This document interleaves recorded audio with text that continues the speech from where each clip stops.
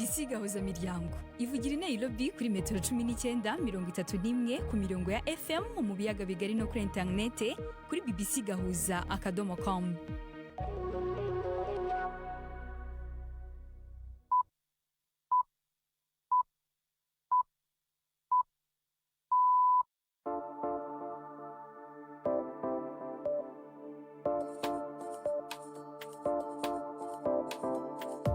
Ni saa moya n'igice z'ijoro i Nairobi, ni saa 12 n'igice z'umugoroba mu Burundi no mu Rwanda. Muri kumwe na Latifa Mutesi. Ibihe byiza bakunze ba BBC gahuza miryango, mbaye ikaze mu makuru yo kuri uyu wa kabiri tariki ya 17 ukwezi kwa kabiri umwaka wa 2026.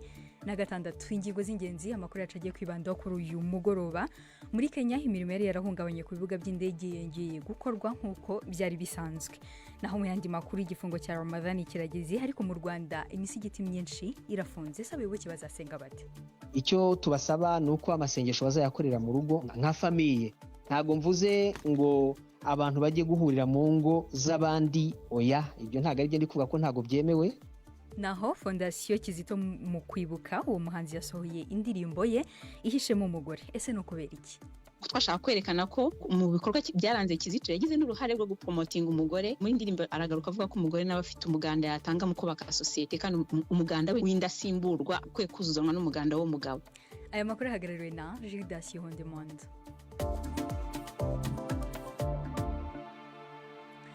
Mbere yo gutangira amakuru twabateguriye kuri uyu mugoroba ku buryo burambuye, Chansar naye makuru agezeho hirya no hino. Abakozi bo ku bibuga vy'indege muri Kenya basubiye ku murimo nyuma yo gushika ku masezerano n'ubushikirangaje bujejwe gutwara abantu n'ibintu. Abategetsi bishira hamwe ribaserukira bavuga ko ayo masezerano ashiraho urufatiro rwo gutorera umuti ibibazo bari bafise bijanye n'imishahara hamwe n'uburyo bakoreramwo. Kuguhagarika akazi kwari kumaze iminsi 2 kwateye ingorane nyinshi ku kibuga c'intege mpuzamakungu gikuru ca Nairobi, kimwe mu bibuga vy'indege bigwaga indege nyinshi cyane muri Afrika. Abiyunguruza ibihumbi n'ibihumbi ejo ntibafashe ingendo inyuma yaho indege zimwe zimwe zihagaritswe, ariko ibikorwa vyitwezezwe gusubira kumera neza. Iyi ni BBC. Hari ubwoba buriko buriyongera ko intambara ishobora gusubira kuba mu ntara ya Tigray yo mu buraruko bwa Ethiopia, inyuma y'amakuru avuga ko harungitswe abasirikare b'igihugu ku mupaka. Isoko ryo mu bahagarariye ibihugu vyabo rivuga ko uko kwegeranya ingabo muri iyo micungararo biteye amakenga menshi kandi bishobora guhungabanya amahoro yaratangwe gusubira kuboneka muri ako karere. Ni inkuru ya Richard Kagowe mu mva mwijuru rya Prime Ndikumagenge. Kuri urubibe rwo mu buraruko bw'intara ya Tigray muri Ethiopia n'ubu icuka kiracari kibi kubera gutana mu mitwe guherutse kuba hagati y'ingabo z'igihugu n'ingabo z'intara hafi y'urubibe bihana n'intara ya Amhara mu mpera z'ukwezi kwa mbere. Abategetsi ba Tigray basaba yuko bateshejwe izabo n'intambara bagaruka, hakaba kandi gusubiza uturere twigaruriwe mu gihe c'intambara. Nubwo amasezerano yo mu 2022 yarangije iyo ntambara yari imaze imyaka 2, ingingo zimwe zikomeye ntizigeze zishirwa mu ngiro uko byari bitegekanijwe. Impande zombi ubu zisabwa gusubira mu biganiro kugira ngo intambara ntiyongere kwaduka. Umushikiranganje wa Iran ajejwe imigenderanire n'ayandi makungu yavuze ko leta yiwe na leta zunze ubumwe za Amerika bumvikanye ku rutonde rw'ingingo ngendekwa ko zishobora gutuma haboneka amasezerano yereka umugambi wa Iran wa nucleaire. Abbas Arachi yabivuze inyuma y'ibiganiro vya nyuma vyabereye i Geneve. Yavuze ko ivyo biganiro vyagenze neza kurusha ivyaheruka, ariko agabisha ko hakira akazi kenshi gasigaye kugira habeho umwumvikano. Arachi yaneguye kandi iterabwoba ryo gushaka gukoresha inguvu za gisirikare rivugwa na Amerika. Amerika ntiragira icishikirije kuri ivyo biganiro. Latifa. Urakoze cyane Chansar.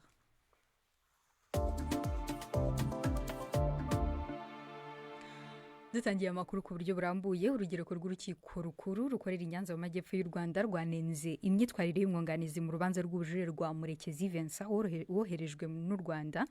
woherejwe mu Rwanda n'igihugu cya Malawi ngakurikiranwe ku byaha bya jenoside. Maître Kagame Kimonyo wivanye mu rubanza tujije ibyo yasabwe n'urukiko rwamuhanishije gutanga amande no kubuzwa kuburana mu zindi manza atabanje kuzuza ibisabwa urubanza narwo rwongera gusubikwa. Mugenzi wacu Yves Bucyane yakurikiranye uru rubanza adutegurira inkuru ikurikira. Urubanza rw'ubujurire rwa Murekezi Vincent rwagombaga gutangira kuburanishwa uyu munsi, gusa imbere y'inteko iburanisha Murekezi Vincent yaturitse ararira mu ijwi ryuzuye ikiniga yabwiye urukiko ko uwo yari yahisemo ko yamwunganira yamumenyesheje ko yivanye mu rubanza hasigaye iminsi 2 gusa ngo baze kuburana.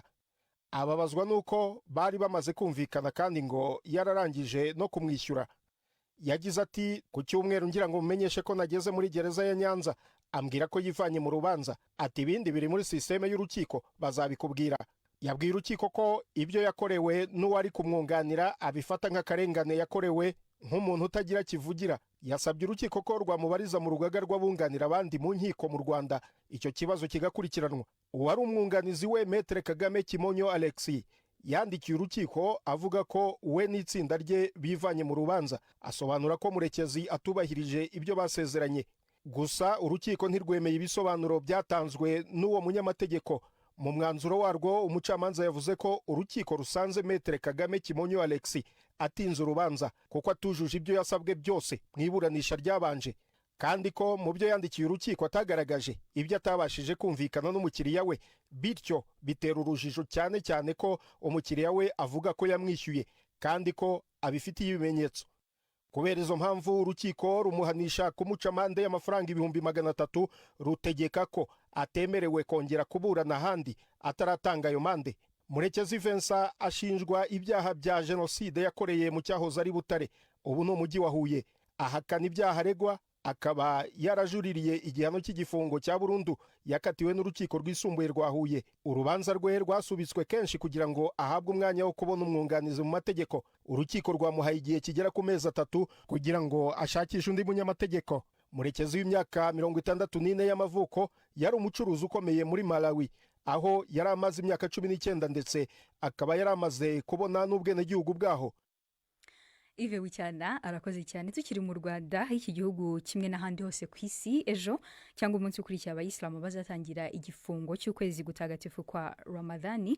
Ikihariye mu Rwanda nuko imisigiti ibarwa mu magana hashize imyaka isaga 2 ifunze kubera ko tuzuza ibisabwa n'amategeko. Ku misigiti isaga 450 mu gihugu cyose, igera kuri 200 yonyine niyikora. Mukanya gashize mugenzi wacu Juventine Muragije Mera yavuganye na mufti w'u Rwanda Sheikh Sindayigaba Musa, amubaza uko abayoboke bazabigenza igihe cyo gusenga, habanza gusobanura aho bagejeje mu kuzuza ibisabwa kugira ngo imisigiti yose ifungure. Imisigiti ubu tumaze gukora ku misigiti hafi 190 muri ya yindi yari ifite ibyo ibura. Iyo ngiyo 190 hari n'amabwiriza yandi nanone arebana n'impamyabumenyi isabwa kugira ngo umuntu abe umuyobozi w'umusigiti cyangwa abe umuyobozi w'urusengero bagomba kuba bafite impamyabumenyi ya kaminuza kugira ngo umuntu yemererwe. Ubwo ni ukuvuga ngo mu Rwanda dufite abashehe bageze ku 130 bari mu Rwanda, ariko abo ngabo 130 bose ntago ariko babaye imamu w'imisigiti. Harimo n'abari mu zindi nshingano mu turere, ku buyobozi bukuru niho harimo ba mufti w'u Rwanda n'abandi. Abashehe ubwo ababoneka kujya ku misigiti ni abashehe batarenze nka 70, ariko noneho abo ngabo turi kubashyira ku misigiti itarafunzwe, ariko yari yujuje ibisabwa mu rwego rw'inyubako, itarafunzwe ariko mu rwego rw'impamyabumenyi isabwa itari ibyujuje. Ubwo rero twabanje kubasaranganya muri iyo misigiti. Hanyuma indi misigiti isigaye umbajije uti se yo murayiteganyiriza iki, kuko iriya tegeko rivuga yuko ashobora kuba adafite impamyabumenyi ya kaminuza ariko akaba yarize kaminuza mu bumenyi busanzwe, hanyuma agahabwa amahugurwa mu by'iyobokamana atari munsi mu gihe kitari munsi y'amasaha 1200, uko niko itegeko rivuga. Ariko ayo mahugurwa akayahabwa na kaminuza yemewe ikora ibyo ayo mahugurwa n'ubundi. Ubwo rero ko nta kaminuza dufite ya Kisilamu hano ishobora gutanga ubumenyi bwa teolojiya ya Kisilamu, ubwo twagizanye amasezerano na kaminuza ya Kisilamu muri Uganda yitwa Islamic University in Uganda. Ubu akaba ariyo iri kuduhugurira abayimamu nibura 130 mu cyiciro cya mbere. Ubu tumaze kugira amezi 4, dusigaje imbere amezi 2 bakaba basoje icyiciro cyabo cy'amahugurwa, azaba ari amahugurwa y'igihe cy'amezi 6-7. Nibasoza rero muri ayo mezi 2 asigaye imbere 3, ubwo bazaza tube tubonye umubare nibura wo gufasha imisigiti y'abayimamu, noneho nibura kuri ya yindi twabashije gushakira ibisabwa kugira ngo nabo babone abayimamu. Ubwo ni rwo rugendo turimo muri rusange. Mufti, tubabajije ubu abantu bitegura kwinjira muri mwezi Ramadhan bisaba ko abantu bajya gusari ku misigiti, hari uturere tudafite umusigiti n'umwe cyangwa se kabiri kure, bizagenda gute? Amategeko y'idini ya Isilamu, iyo umuntu umusigiti uri kure akaba adashobora kujya gusari muri ya masengesho yo mu gisibo cya Ramazani ndetse n'amasengesho 5 ya buri munsi, icyo gihe asengera mu rugo iwe aho ari. Ubwo rero tukaba twakangurira abayisilamu aho hari imisigiti itari yuzuza ibisabwa kugira ngo ifungurwe nk'uko twabisobanuye, icyo tubasaba ni uko amasengesho bazayakorera mu rugo nka famiye. Ntabwo mvuze ngo abantu bajye guhurira mu ngo z'abandi, oya, ibyo ntabwo ari byo ndi kuvuga ko ntabwo byemewe, ariko icyemewe ni uko buri rugo ukwarwo ntawe ukubuza gusengera iwawe mu rugo nk'umuryango wawe. Umuganda w'umugore n'indasimburwa, umuganda w'umugore simbuw'umugabo. Umuganda w'umugore ni indirimbo umuhanzi w'umunyarwanda Kizito Mihigo yari yarakoze ariko yitaba Imana itarasohorwa. Fondasiyo ya Kizito Mihigo pour la paix yahisemo kuyisohora muri iki gihe hari kwibukwa imyaka 6 ishize kuva umuhanzi wari rurangiranwa yitabye Imana. Kizito Mihigo yari mu bahanzi bazwi nk'abashyira ingufu nyinshi cyane mu butumwa bushingiye ku rukundo ndetse n'ubwiyunge. Umunsi bamwe n'abandi bibaza uburyo umurage uzakomeza gushyirwa mu bikorwa. Mu kanya gashize naganiriye na Uwituze Delphine uyoboye Fondasiyo Kizito Mihigo pour la paix, ntangira mubaza igituma bahisemo kuyisohora ubu. Iriya ndirimbo umuganda w'umugore ni indirimbo koko yakozwe kera ariko ntiyasohoka kubera ko mu buhanzi bwa Kizito ko yagenda akora indirimbo uko yazisohoraga yageraga ahura n'imbogamizi zitandukanye, donc rimwe na rimwe ugasanga afashe decision yuko yareka kuyisohora akavuga ati ndabanyisohora uyu munsi, uwundi munsi igihe nyacyo nikigera. So ubwo rero iriya yo impamvu yasohotse uyu munsi ni mu rwego rwo kongera dutegura kumwibuka uyu mwaka wa 6. Twaravuze tuti n'ubundi tumwibuka tuzirikana ibikorwa yagiye akora, ibikorwa byamuranze cyane, ubutumwa yahaye isi, yahaye abanyarwanda by'umwihariko, ariko tukavuga tuti reka tumwibuke noneho twongera no kwerekana ko Kizito atatangaga ubutumwa gusa. Twashaka kwerekana ko mu bikorwa byaranze Kizito yagize n'uruhare rwo gupromotinga umugore, kuko yavuga muri indirimbo aragaruka avuga ko umugore nawe afite uruhare rukomeye, afite umuganda yatanga mu kubaka societe, kandi umuganda w'indasimburwa ahubwo ukwiye kuzuzanwa n'umuganda w'umugabo. Hanyuma ibindi bikorwa byo kumwibuka biteye bite? Twebwe twatangiye kumwibuka hashize guhera ku tariki 13, ariko ku itariki ya 14 nabwo dukora ibiganiro mbwirwaruhame byatambitse kuri ibiganiro byari kuri public, byatambitse kuri space no kuri platform za Fondasiyo KMP. Ariko nanone hari indirimbo iri busohoka uyu munsi yitwa Mihigo Shema Ryacu. Ni indirimbo rero irata ibigwi bye, ubu donc tumushishimira uburyo ari intwari, uburyo ari intangarugero.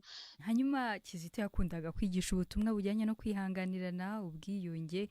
Ese uwo murage muzakomeza kuwusigasira gute? Ntabwo byoroshye, ngewe nabanye nawe cyane ndamuzi bihagije. Yari afite ukuntu we ari mu myumvire no mu mikorere no mu migenzereze no mu mibereho, yari umuntu ko kuri hejuru cyane. Kugerageza kugenda nawe ni urugendo tugomba kwitoza, ntabwo twahita tuvuga ngo umunsi tuzageza aho yari ageze, tuzagera naho yari ageze. Ntekereza ko n'ibyo yakoze bihagije, ahubwo twebwe ni ugusigasira bwa butumwa bwe.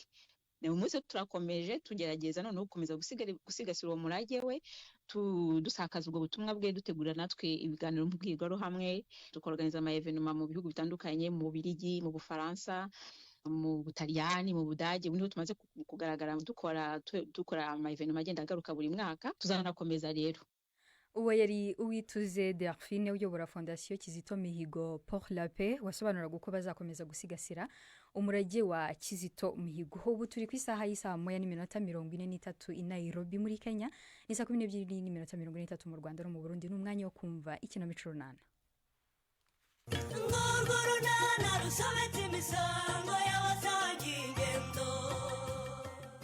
Amakimbirane hagati ya Pascal na Mukobwajana akomeje kuba urudaca. Hagati aho umunsi w'amateka akuranye na Chris n'urunana. Ariko bitabyanyu uko mbabaza ntimunsubize. Ari he? Niko kaze. Karame papa. Amafaranga ari. Bazamuzara. Arambaza se n'injye uzahari. Nanjye rero sinzi ahari. Umva. Ibyo muvuga byose rero amafaranga yanjye mugomba kuyama.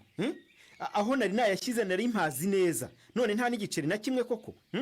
amafaranga yanjye yose bayatwaye muza karame yaba wowe yaba kazehe ntihagire uva aho ahagaze umva ndaje nshaka igiti ubundi kirabashiriraho kugeza ubwo mumbwira aho amafaranga yanjye mwayashyize ntabwo ari njyewe nyine uravuga uwayatwaye papa reka nkubwize ukuri aha gira vuba rero nibyo nashakaga n'ubundi nabonye ari mama uyafata ngo nde avuze mama okay mukobwa jana niko mukobwa ja karame Pasika enda hano wumve ko numva ushaka kumena amatwi numva iki ngwino yewe wavuze gahora ariko kandi nubakangurira abaheka Pasika winsakurisha ngwino yewe aha nari ndimo kuryamisha abana ndaje ni akazi kawe muzasi wowe ureze mama barakwishe mbabarira wowe se ntiwamubonye ayatwara muceceke ngaho mbwira Pasika umva mpereza shyira ahangaha nguhereza ikizi mpa amafaranga yanjye yewe urahakana ko atari we wayatwaye ntayatwaye nyine warigize ngo ndabihakana se herega ubwo nta n'isoni umva mpa amafaranga yanjye nigendere yego ye sinabimaze iminsi ngusaba ubufasha ukambwira ko nta mafaranga ufite ubwo rero nayabonye ndayafata ngiye kuyakemuza ibibazo mukobwa ja nta kindi kintu nshaka kumva mpa amafaranga yanjye ntayo nguha nanjye mfite ibibazo bikeneye gukemurwa yewe n'abariya abana bakeneye kwitabwaho nta magambo menshi mfite yo kuvugana nawe reka nigire ku kazi ariko ningaruka nsanga amafaranga yanjye yose wayashubije aho wayakuye ngo ugiye he ngiye kwishakira akazi wavuze ko ugiye kwirebera nyiramarizara ngo ndeba nde nyiramariza ibyo byose naramenye ko musigaye mufitanye agakungu di reka kujijisha icyo nkeneye ni uko uza kumpa amafaranga yanjye urumva ujya ucunga unakoresha amafaranga y'inkungu uhabwa narayaguhariye ariko amafaranga yanjye rwose nkorera uyareke kugira ngo ujye wirirwa yasesagura amagure mu gihe njye n'abana turimo kwicwa n'inzara sinabikwemerera Pasika umva amagambo make ndagiye ariko nsanga amafaranga yanjye yose wayashubije aho wayakuye urumva nta n'igiceri n'iki na kimwe kivuyemo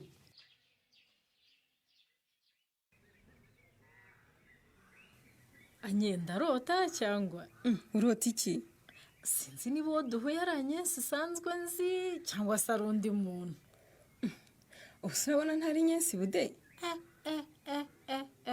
none se anye karame ko wambaye neza we murakoze oya wimbwira urakoze gusa mbwira hari ubukwe ugiyemo ubukwe reka ntabwo nahise ugiye gukora ikizamini cy'akazi ku mana yanjye akahe kazi se ariko uko biri kose ntugiye ku kazi kandi ariho ngiye oya utari usanzwe ujya ku kazi wambaye neza bene ako kageni we sha hari impamvu bude ngahora wiyimbwire winyicisha amatsiko wambaye neza bidasanzwe pe cyore ibise ni ibiki kandi ntugurijijwe n'icyo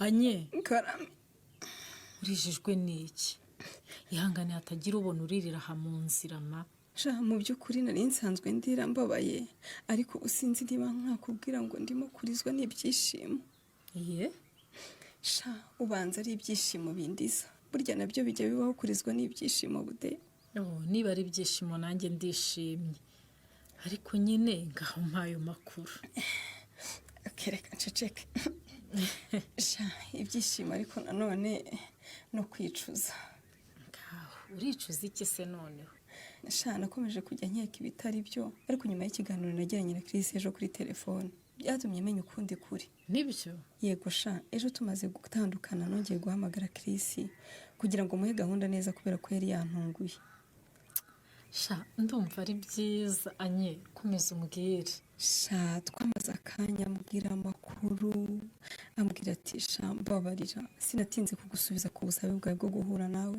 atahubwo nari impuze atariko kandi nagira ngo nguhe n'umwanya wo kwitegura neza guhura nanjye twese dufite umwanya shanye muri make uragira uti gahunda mwayinogeje cyane uyu munsi ahubwo uyu munsi ku mugoroba yego sha iyo ni inkuru nziza rwose ubu niyo mpamvu ubona nambaye neza rero gutya ubu ngiye ku kazi ariko ubwo ku mugoroba ni gahunda nta n'isazi iri bunkoreho ubyumve mana yanjye we sha ubanza ndimo kurota ariko ubuse koko ndaza guhura na Chris twicare twongere tuvugane twicaranye dusangira turebana mu maso bude mana yanjye ubuse ndabamvuga ngo iki koko ubuse ndabamureba mu maso ubu se ndaba mana yanjye muzi icyo vuga sinzi ukuntu ndimo kwiyumva ameze shaka komera kandi uze kuhitwara neza ndagushyigikiye.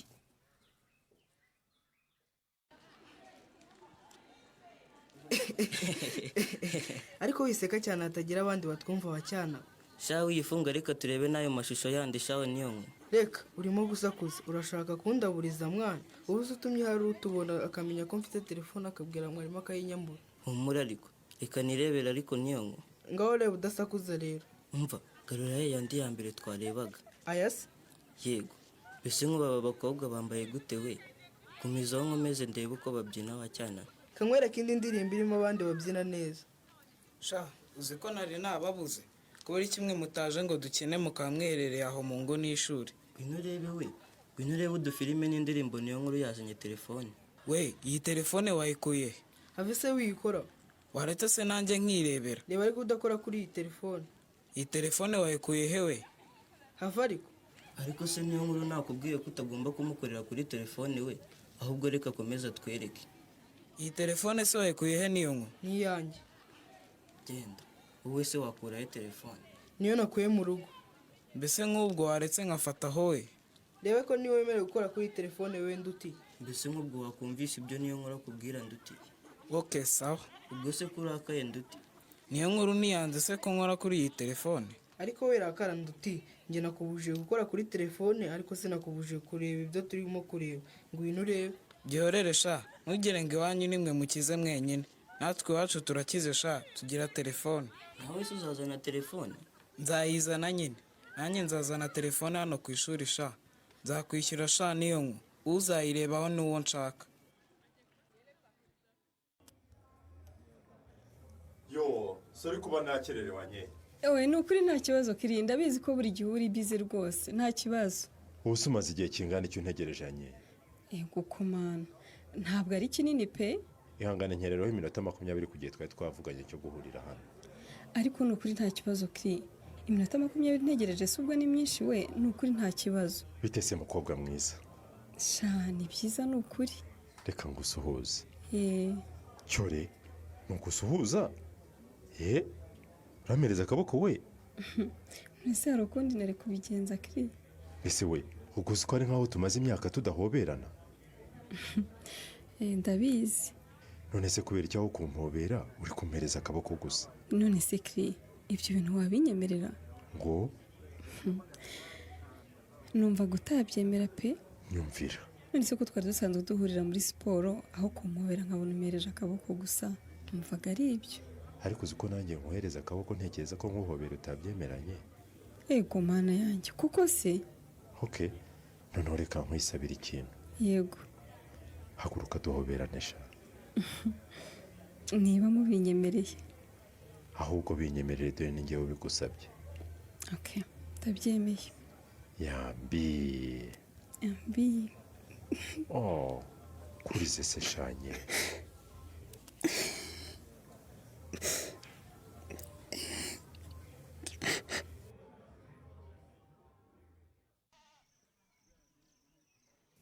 mukobwa ja mukobwa jana. ariko se ubundi igihe mpamagara bimeze bite pasika? mpereza.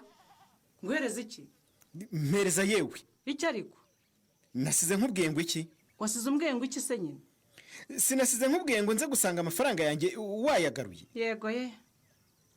mukobwa ja mpa amafaranga yanjye rwose mbe nitembereye hariya ku gasantiri.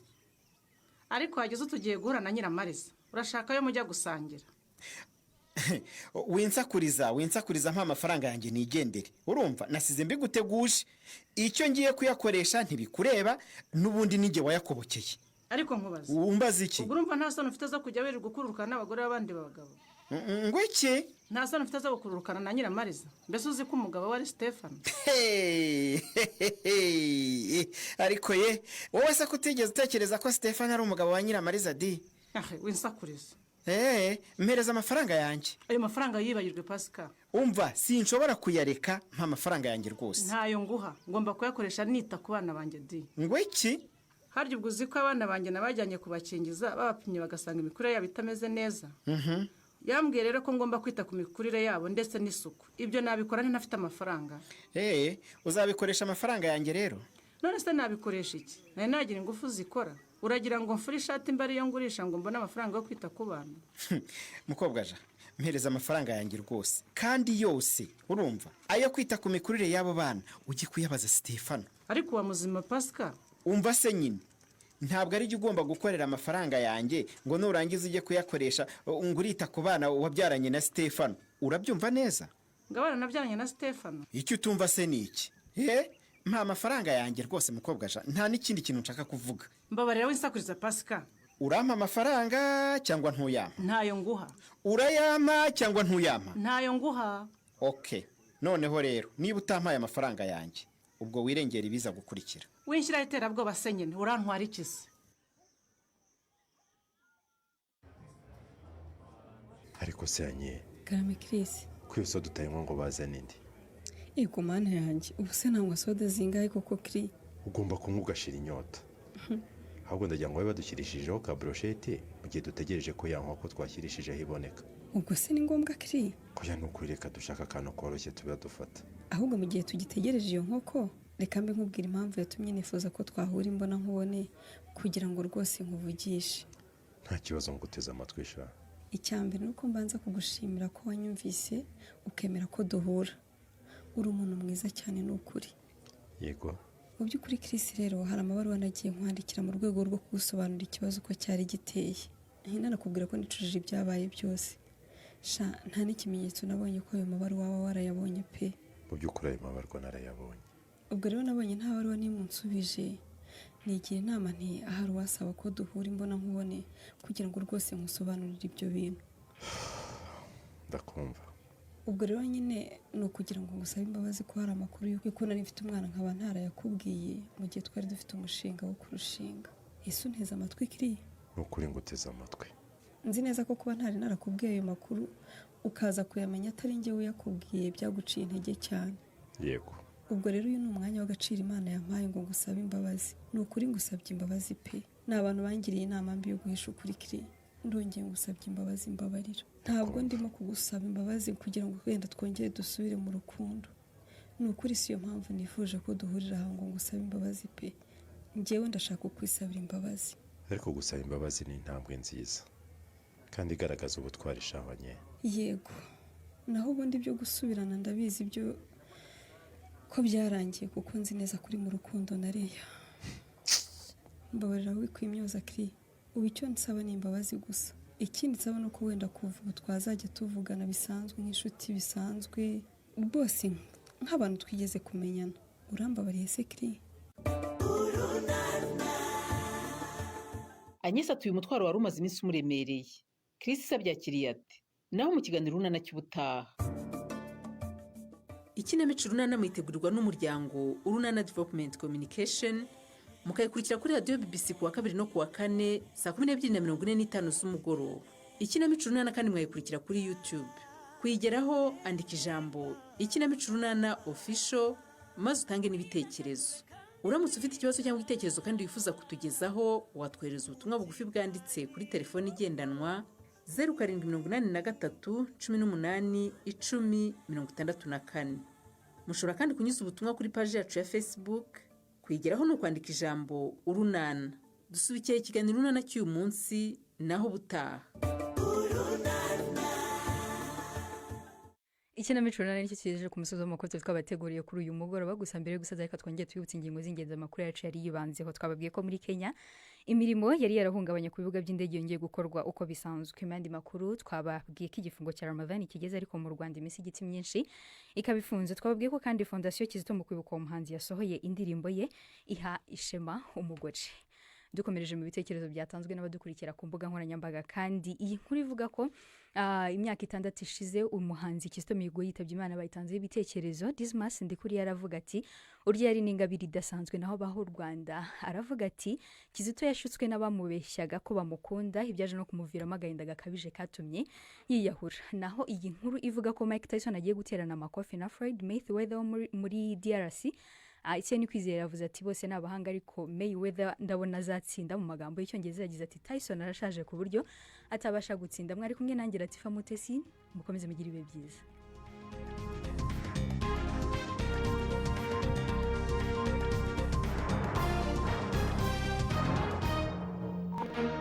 Thank you.